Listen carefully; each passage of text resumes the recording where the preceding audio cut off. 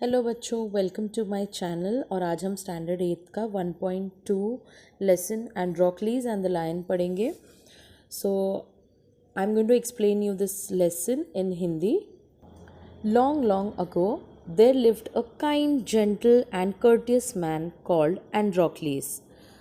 तो बहुत पहले की बात है, जहाँ पर एक आदमी काफ़ी दयालु, नम्र और पोलाइट, कर्टियस यानी कि जिसके लिए काफ़ी विनम्र इंसान, वो आदमी का नाम था एंड्रोक्लीस।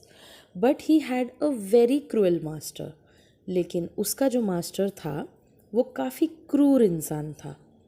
इन those days kings, nobles and other wealthy man used poor people as their slaves.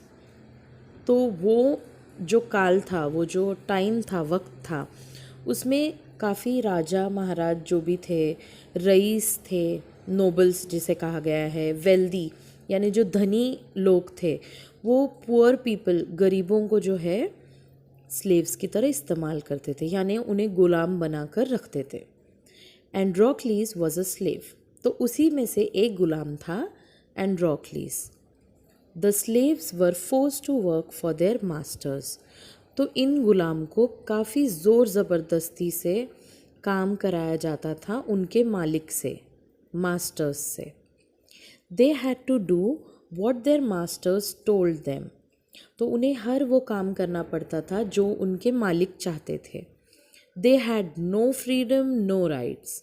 उन्हें ना तो आज़ादी थी, ना उनके कोई अधिकार थे। Even then, even when they were unhappy with their master, they could not leave him.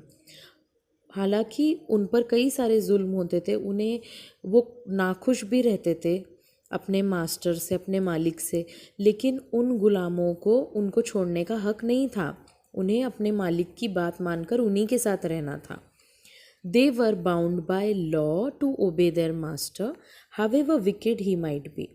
भले ही उनके मालिक कितने भी क्रूर हो, कितने भी पापी हो, लेकिन they were bound by law. Bound by law का मीनिंग है कानून से बंधे हुए थे वो, और कानूनन वो नहीं छोड़ सकते थे उनके मास्टर्स को। विकेट का मीनिंग होता है पापी या बेरहम।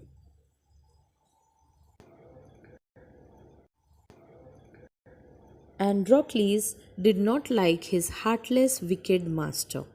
एंड्रोक्लीस को तो उसका मालिक बिल्कुल भी पसंद नहीं था, क्योंकि वो बेरहम था और काफ़ी पापी था वो। His master starved his slaves and often whipped them. उसका जो मास्टर था, मालिक था, वो भूखा रखा करता था उनके गुलामों को और उनको पीटा भी करता था। विप्ड मीनिंग पीटना, स्टार्व्ड भूखा रखना। Androcles felt that even death was better than serving such a master. एंड्रोक्लीस को तो आज मौत भी मंजूर थी, लेकिन उसके मास्टर के साथ रहना बिल्कुल पसंद नहीं था। He kept looking out for a good opportunity. वो तो बस मौका देख रहा था कि कब वो भाग जाए यहाँ से। अपॉर्चुनिटी का मीनिंग है मौका। At the first chance he got, he escaped from the clutches of his cruel master. जैसे ही मौका मिला, पहला ही मौका मिलना था बस, वो वहाँ से फरार हो गया। क्लचेस उनके चुंगल से, क्रूएल मास्टर के। एस्केप्ड मीनिंग फरार। नाउ ऑल्दो एंड्रोक्लीस हैड दस run away, he was not a coward. तो एंड्रोक्लीस भले ही भाग गया था, लेकिन वो कायर नहीं था। कॉवर्ड मीनिंग कायर।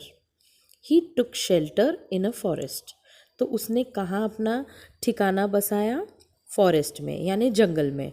ही वॉज नॉट अफ्रेड, वो थोड़ा भी नहीं घबराता था। कहाँ से? Of the wild beast that roamed the forest. तो जंगली जानवरों से वगैरह वो बिल्कुल भी नहीं डरता था। He did not mind that he had no roof over his head. उसे ये फ़र्क नहीं पड़ता था कि उसके सर पर छत है या नहीं। He was happy that he was free as a bird to go wherever he wished. उसको तो बस इतनी सी खुशी थी कि वो एक परिंदे की तरह आज़ादी से उसकी मर्ज़ी से कहीं भी घूम सकता है। Like, subscribe and share for more amazing videos.